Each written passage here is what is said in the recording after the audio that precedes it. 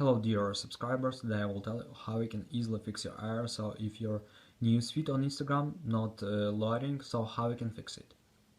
So for fixing it, first thing you need to try, just go to the settings, and in the settings just turn off Wi-Fi if you're using Wi-Fi and turn on again. Also you can do it with mobile data, just turn off and turn on again on mobile data if you're using mobile data. And if it doesn't help you, just try to go to the general, just scroll down, just tap on shutdown, slide to power off, wait a few seconds and just power your phone again. So just simple restart your phone.